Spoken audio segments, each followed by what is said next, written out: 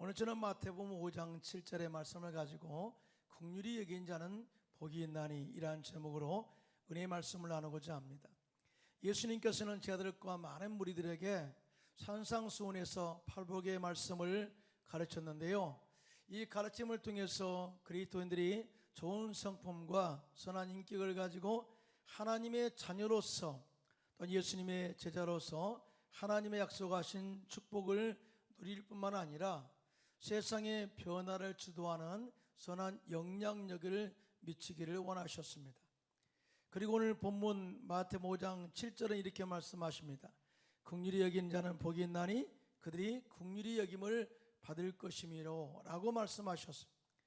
앞서 말한 이 네 가지 복에 대해서 제가 말씀을 드렸습니다만, 심령이 가난한 자 복이 있나니, 애통하는 자 복이 있나니, 온유한 자 복이 있나니, 의에 줄이고 목마른 자 복이 있나니 라고 하는 이 말씀은 앞으로 복을 받을 성도들의 영적인 마음 상태를 언급하고 있는 그런 묘사라고 우리가 볼 수 있어요. 우리가 영적으로 잘 우리가 심령을 관리하고 우리가 영적으로 잘 이 영적으로 목마른 마음으로 주님 앞에 나가면 하나님께서 예비하신 은혜와 축복을 쏟아 부어주시겠다, 또 배부른 놀라운 축복의 은혜를 주시겠다 약속하신 거예요. 근데 오늘 본문에 예수님께서 말씀하신 긍휼히 여기는 자는 복이 있나니 라고 하는 가르침 속에는 또 다른 의미가 있습니다. 이 말씀 속에는 지금 나와 함께하고 있는 자들과 앞으로 나와 함께할 수 있는 자들에 대한 나의 행동, 자세와 취침에 대해서 말씀하고 있는 거예요. 더 나아가 나를 지금 힘들게 하고 나를 지금 공격하고 대적하는 사람들에 대한 긍휼의 마음을 가지고 변화를 주도하는 삶을 살라, 이렇게 가르치고 있는 것입니다. 왜냐하면 우리의 신앙은 심은 대로 거두기 때문에 그렇습니다.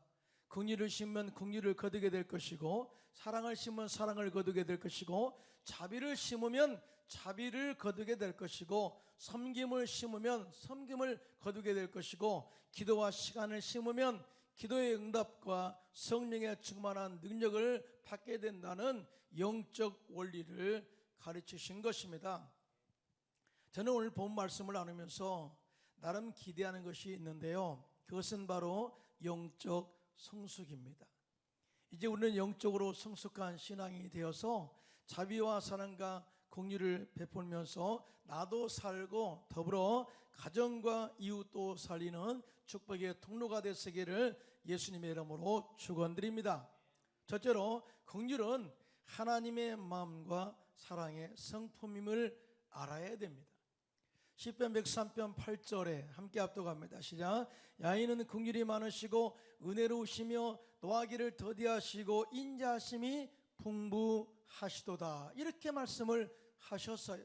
그런데 하나님의 긍휼하심과 은혜로움과 자비로움에 대해서는 이 성경 한 구절만 나왔을까요? 시편 전체를 한번 읽어보십시오. 하나님의 선하심과 인자하심과 긍휼하심과 자비하심과 노하기를 더디하시는 하나님의 그 은혜의 성품이 차고 넘치는 것을 보게 됩니다.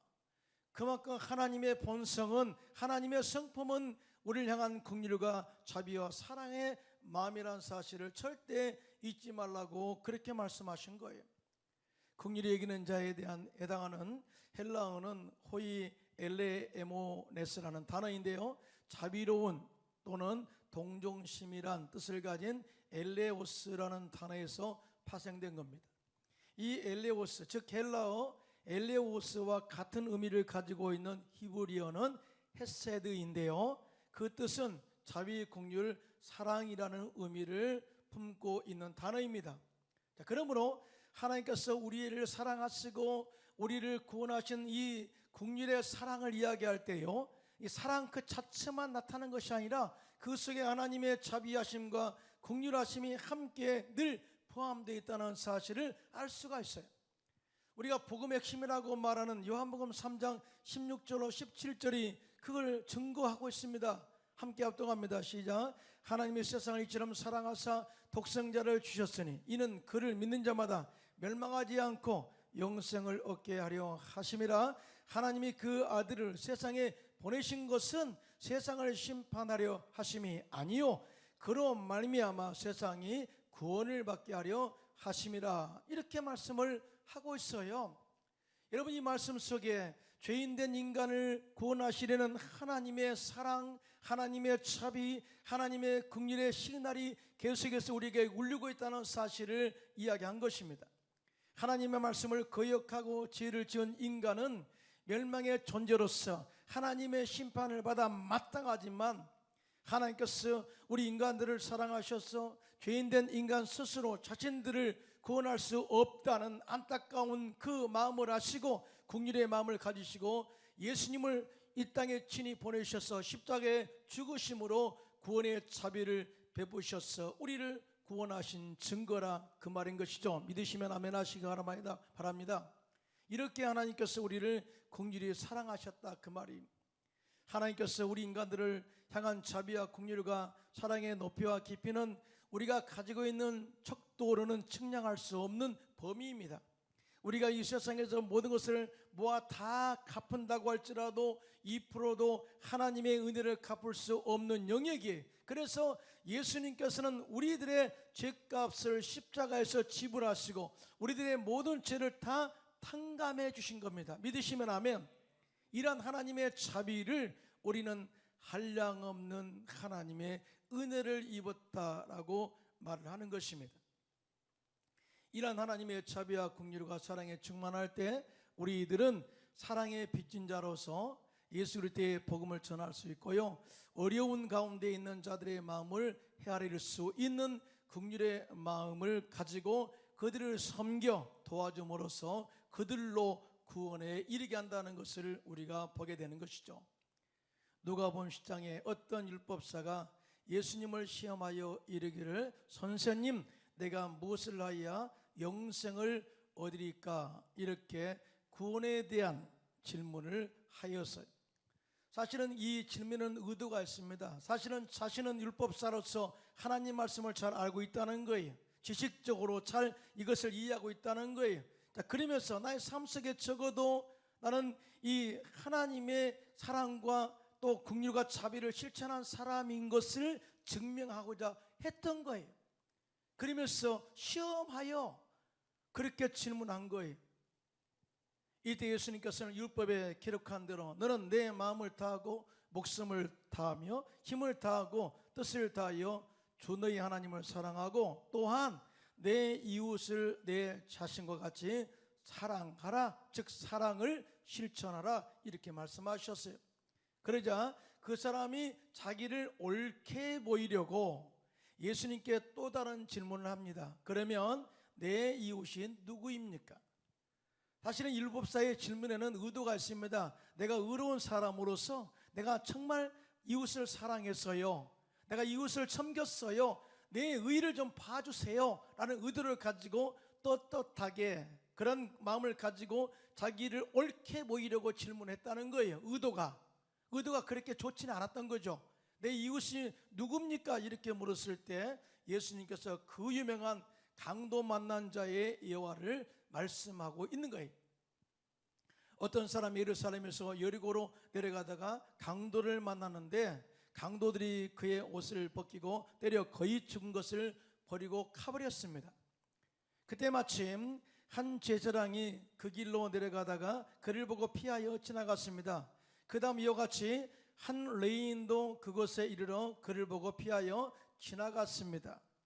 여기서 말하는 제사장, 레위인은 한마디로 성전에서 섬기는 자들, 어떻게 보면 영적 그런 일들을 항상 했던 사람들, 율법사와 같은 무리에 있었던 사람임을 이야기하고 있어요. 그럼에도 불구하고 이렇게 강도 만난 사람을 만났을 때 모른 체하고 바쁘다는 핑계로 지나갔다는 거죠.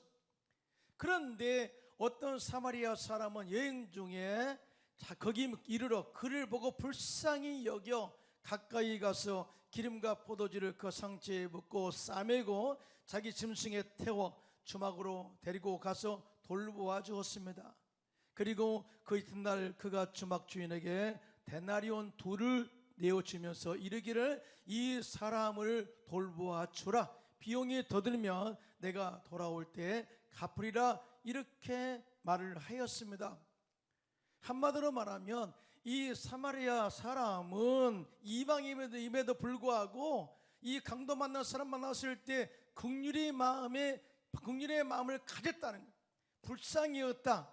그리고 그를 돌보아 주었다는 거죠. 자, 그러면서 예수님께서 이 악한 나쁜 의도를 가지고 질문한 율법사에게 이렇게 말합니다. 이 질문은요, 사실은 율법사에게만 질문한 것이 아니라 현대를 살아가는 우리 크리스찬들에게도 주신 질문이라고 생각하면 돼요. 한번 보겠습니다. 누가복음 10장 36절로 37절입니다. 시작. 내 생각에는 이 세 사람 중에 누가 강도 만난 자의 이웃이 되겠느냐. 자, 이 말씀 속에 의도가 있죠. 자, 이렇게 대화 가운데, 이렇게 예화 가운데 이미 누가 강도 만난 자의 이웃인 것을 다 알고 있어요. 자, 의도 가지고 질문했죠. 자, 이때 이 율법사가 대답합니다. 자비를 베푼 자니이다. 예수께서 이르시되 가서 너도 이와 같이 하라 하시니라. 예수님께서 이 예화를 통해서 말씀하고자 한 이유가 뭐예요? 의도가 뭐예요? 너는 정말 성경 말씀을 알고 있어. 너 율법사야. 다 그럼에도 불구하고 이 율법사, 이 제사장들이나 또 이렇게 성전 맡은 사람들 레인과 동일하게 다를 바가 어디 있느냐? 똑같이 너도 성경을 많이 알고 있지만 실적으로 강도 만난 사람들에게 자비와 긍휼을 베풀지 않는 선한 이웃이 되지 못했어 라고 이렇게 말씀하고 있는 것입니다. 알고 있는 것을 행하라 이렇게 말씀하신 거예요. 또한 이 예수님께서 이 예화를 통해서 현대를 살아가는 우리들에게 주시는 메시지가 있습니다. 우리의 주변에는 영적으로 강도 만난 사람들이 너무나 고통 가운데 신음하고 있다는 거예요. 그런 사람들이 주변에 많이 있다는 거예요. 자, 이럴 때 우리는 그런 사람들 만났을 때 그냥 지나치지 말고 그 사람들에게 다가가서 긍휼의 마음으로 그 상처를 어루만져주고 기도하고 치료해 주라는 예수님의 메시지가 담겨 있는 줄로 믿습니다. 이 긍휼의 마음은요, 내 마음을 그 고통당한 사람과 처지를 같이 한다는 의미가 있습니다. 사실은 이 사마리아인은 강도 만난 사람을 만났을 때 똑같은 처지로 생각한 거예요. 야, 이 사람의 강도 만남은, 이 고난은 나의 고난이야. 그러면서 자신이 소유하고 있는 값진 기름과 포도주를 아끼지 아니하고 상처에 부어 치료하였습니다. 또한 기꺼이 자신이 타던 말에 강도 만난 사람을 태우고 자신은 걸어서 희생하는 수고를 아끼지 않는 선택을 했다는 것이죠. 왜 그래요? 이 강도 만난 사람의 처지를 나의 처지로 투영시켰기 때문에 그렇습니다. 그리고 자신의 물질을 생명을 살리는 일에 투자하고 심을 줄 아는 지혜로운 사람이었음을 이야기하고 있습니다. 이와 같이 행함이 있는 사랑의 실천이 죽어가는 생명을 살린 것입니다. 그러므로 우리는 긍휼을 말할 때 말로만 해서는 안 되는 것이고 말로는 사람을 살릴 수 없는 것이기 때문에 반드시 행함으로 사랑을 실천하여 사람을 살려내는 축복의 통로가 되시기를 예수님의 이름으로 축원합니다. 이에 대해서 야고보 선생은 행함이 없는 믿음은 그 자체가 죽은 것이라고 말씀하셨어요. 야고보서 2장 15절로 17절입니다. 시작. 만일 형제나 자매가 헐벗고 일용할 양식이 없는데 너희 중에 누구든지 그에게 이르되 평안히 가라, 덥게 하라, 배부르게 하라 하며 그 몸에 쓸 것을 주지 아니하면 무슨 유익이 있으리요? 이와 같이 행함이 없는 믿음은 그 자체가 죽은 것이니라. 이렇게 말씀을 하고 있습니다.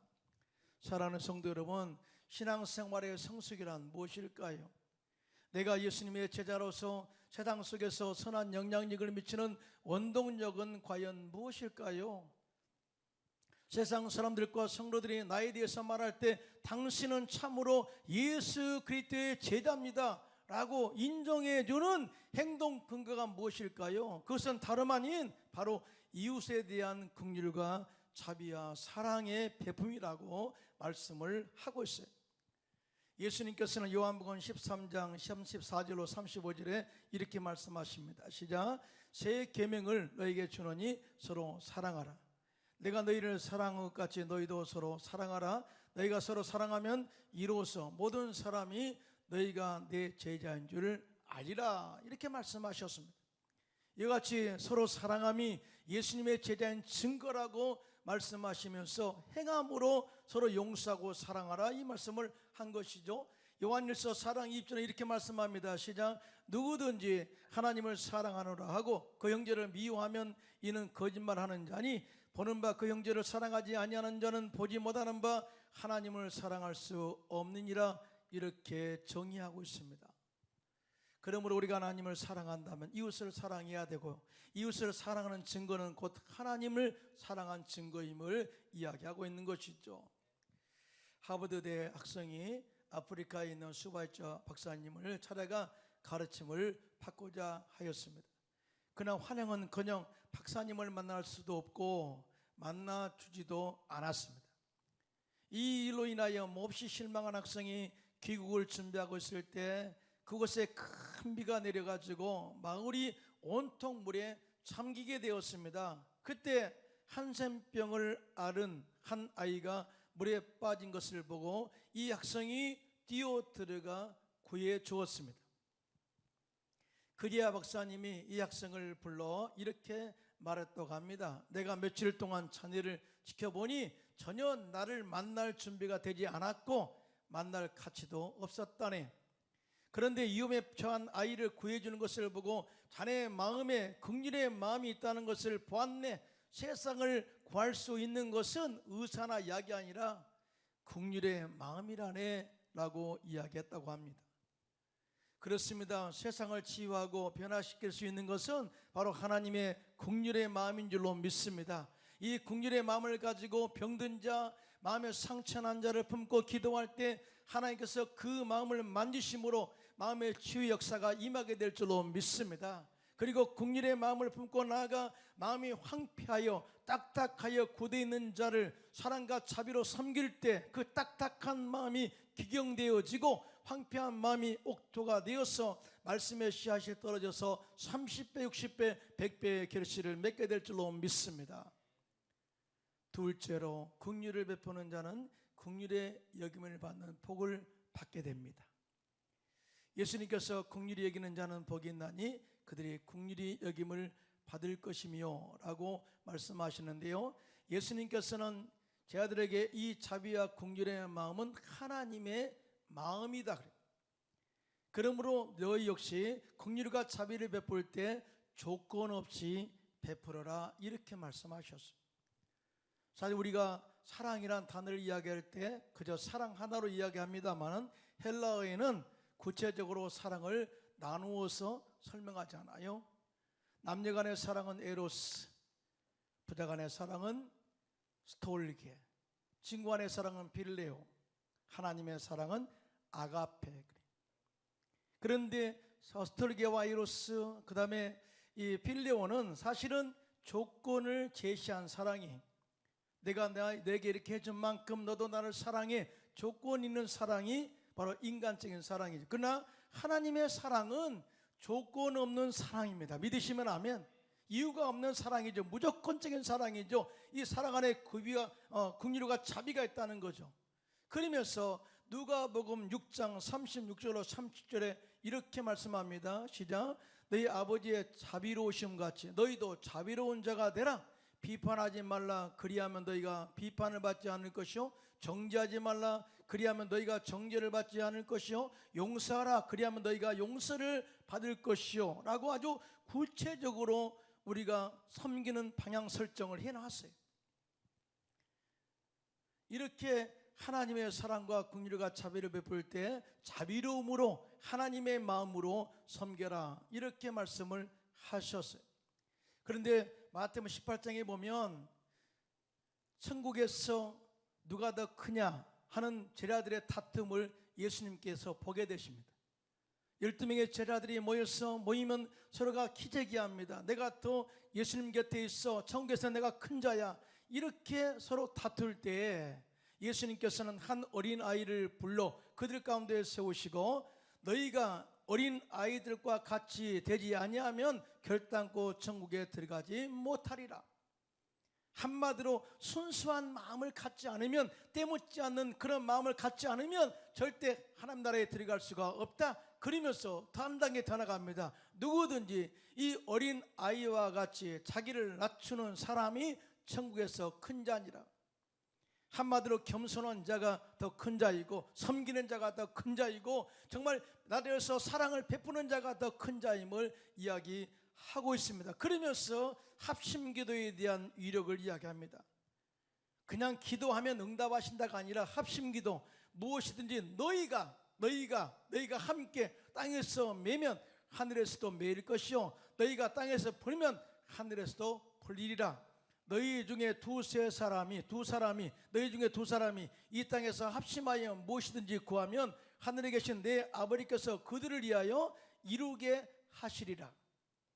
너희에게 이루게 하겠다, 그것이 아니라 하나님이 합심해서 기도한 기도에 응답으로 되도록 주님께서 환경을 열어주겠다, 그 말이거든요. 그러면서 그 유명한 두세 사람의 내 이름으로 모인 곳에는 나도 그들 중에 있느니라 그래요. 절대 다투지 말라.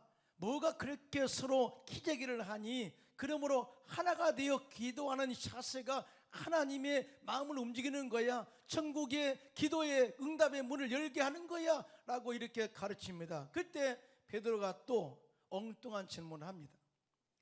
주님, 주여, 형제가 내게 죄를 범하면 몇 번이나 용서하여 주리까? 7번까지 하오리까? 여러분 생각해 보세요. 이 베드로가 형제가 내게 범죄하거든, 이 말은 함께 있는 자들이 뭔가 다툼이 있었다는 거예요. 의도적으로 이렇게 이 질문이 있는 거예요. 형제가 지금 나를 굉장히 괴롭게 하는데 한 번 용서했어요, 2번 용서했어요, 7번까지 하면 내가 그냥 다 한 것이죠? 이렇게 물었을 때 예수님께서 이르시기를 내게 이르노니 7번뿐 아니라 7번을 70번까지라도 할지니라. 77은 49, 490번이죠. 근데 여기서 490번을 이야기한 게 아니라 무한대라는 거예요. 용서는 조건 없는 무한대다라고 이렇게 말씀을 하고자 하신 것입니다. 그러면서 예수님께서는 제 아들에게 빛이 너무나 많아서 자신 스스로는 갚을 수 없는 자에게 빛을 탕감해 주는 천국 임금에 대한 이야기를 하시면서 하나님의 자비와 긍휼과 사랑이 얼마나 큰가를 설명을 하고 있어요. 자, 발단은 이렇습니다. 서로 기재기하고 천국에서 누가 큽니까? 라고 이야기했을 때 그들의 겸손을 이야기했고요, 합심기도를 이야기했고요. 그래도 끝까지 의심 많은 베드로가 질문했을 때 다음과 같은 예화를 통해서 서로 하나됨, 용서함에 대해서 중요성을 이야기한 겁니다.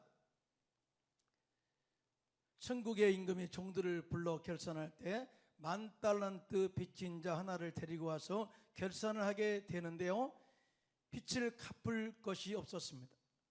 그러자 주인이 명하기를 그 몸과 아내와 자식들과 모든 소유를 다 팔아 갚게 하라, 이렇게 명령을 내렸습니다. 그러자 그 종이 엎드려 절하여 이르기를 내게 참으소서 다 갚으리이다 하거늘 그 종의 주인이 불쌍히 여겨 놓아 보내며 그 빚을 다 탕감해 주었습니다. 사실은 종이 이 지은 빚 10,000달란트는요 사실은 평생 모아도 갚을 수 없는 돈이었어요. 그래서 주인은 다 그 종의 형편을 아신 고로 그냥 다 탕감해 주었어요. 너는 갚을 길이 없어. 갚은다고 내게 말을 하지만 갚을 길이 없어. 내가 은혜를 베풀겠어. 자비와 긍휼을 베풀겠어. 다 탕감해 주었습니다. 이렇게 주인으로부터 은혜를 입고 나간 종이 자기에게 100데나리온 빚진 동료 한 사람을 만나게 되었는데 그 동료를 붙들어 목을 잡고 이르되 빚을 갚으라. 똑같이 그렇게 말했죠. 빚을 갚으라. 그 동료가 엎드려 간구하여 이르기를 나에게 참아 주소서 갚으리이다. 똑같이 그렇게 이 주인에게 고백한 것처럼 빌었습니다. 하지만 이 사람은 그 동료를 허락하지 아니하고 그 빚을 갚도록 오게 가두었습니다. 자, 10,000달란트 빚을 탕감받은 사람은 한량없는 은혜고요, 평생 정말 감사하며 살아도 이 감사의 이 양이 차지 않을 거예요. 그 정도로 감사가 넘쳐나야 되잖아요. 근데 이 200데나리온의 이 100데나리온의 빚을 동료를 만났을 때 갑도록 감옥에 쳐넣었다. 긍휼과 자비를 베풀지 않았다. 이 동료들이 이 사건을 보고 몹시 딱하게 여겨 주인에게 가서 이 일을 다 알렸습니다. 마태복음 18장 32절로 35절은 이 예화를 든 이유를 정확하게 말씀을 하고 있어요. 함께 보겠습니다. 시작. 이의 주인이 그를 불러다가 말하되 악한 종아, 내가 빌기에 내가 내 빚을 전부 탕감하여 주었거늘 내가 너를 불쌍히 여김과 같이 너도 내 동료를 불쌍히 여김이 마땅하지 아니하냐 하고 주인이 노하여 그 빚을 다 갚도록 그를 옥졸에게 넘기니라.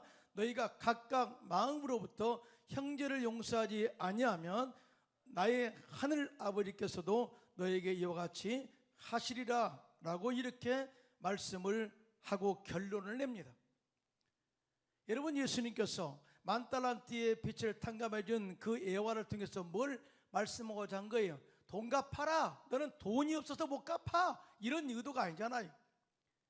이는 정말 내가 형제, 이 엄청난 죄임에도 불구하고 너를 용서하신 하나님의 은혜, 우리의 모든 죄의 빚을 탕감하기 위해서 십자가에서 몸찢기시고 피 흘려 죽으신 하나님의 희생과 사랑을 베풀면서 너희가 이렇게 이 죄의 빚을 탕감을 얻었다면 형제에 대해서는 그만큼 긍휼의 마음을 가지고 100번 잘못해도 용서할 수 있는 마음을 가져야 된다. 이 의도를 가지고 이야기를 한 것입니다. 한마디로 긍휼을 베푸는 자는 긍휼의 여김을 받지만 긍휼을 포기하고 긍휼을 베풀지 않는 자는 반드시 하나님의 심판을 받게 된다는 것을 말씀하고 있는 것입니다. 사실 우리는 우리 힘으로 우리의 죄값을 지불할 수 있는 능력이 없습니다. 이 사정을 하나님이 다 하셨어요. 그래서 우리가 안고 있는 죄, 저주와 죽음의 모든 짐을 다 청산하시기 위해서 예수님께서 십자가에 올라가셨어요. 그리고 십자가의 죽으심으로 말미암아서 자기의 피값으로서 우리의 죄의 저주의 모든 값을 짐값을 지불하셔서 우리를 죄와 저주에서 구원해 내신 것입니다. 할렐루야. 이에 대해서 사도 바울은 에베소서 2장 4절 5절에 이렇게 말씀합니다. 시작. 긍휼에 풍성하신 하나님이 우리를 사랑하신 그 큰 사랑을 인하여 허물로 죽은 우리를 그리스도와 함께 살리셨고 너희는 은혜로 구원을 받은 것이니라고 말씀하셨습니다. 우리가 죄인 되었을 때, 우리가 연약할 때, 아직까지 우리가 경건하지 않을 때 우리를 찾아오셔서 너는 내 것이라, 너는 하나님의 자녀라고 인쳐주신 그 은혜로 말미암아서 우리가 하나님을 아바 아버지라 부를 수 있는 특권은 은혜 중에 은혜요 축복 중에 축복인 줄로 믿습니다. 이러한 은혜를 우리 받은 형제 자매들은 항상 우리가 함께 서로 사랑과 긍휼과 자비를 나누는 공동체가 되시기를 예수님의 이름으로 축원합니다. 은혜를 베풀면 위기 상황 가운데 은혜를 잊게 돼요. 사도행전 9장에 보면은 욥바의 다비다라 하는 여제자가 있었는데 그 이름을 번역하면 도르가라 이렇게 번역했어요. 그런데 성경에 보니까 다비다에 대한 신앙의 행실을 구체적으로 기록했는데요. 다비다는 평소에 하나님 말씀을 실천해서 고아와 과부를 돌보는 삶을 살았어요. 고아와 과부를 봤을 때 긍휼의 마음을 가지고 성은행을 했는데 많은 옷과 속옷을 만들어 주었다. 이것을 이렇게 말합니다. 그는 선행과 구제를 많이 한 사람. 그런데 어느 날 갑자기 다비다가 병들어 죽게 되었습니다. 그러자 사람들이 그 시체를 씻어 다락방에 누워놓았습니다. 당시 루다와 욥바가 가까운 거리인데 그때 제자들이 사도 베드로가 루다에 있다는 소식을 듣고 두 사람을 보내어서 베드로를 모시고 욥바에 왔어요.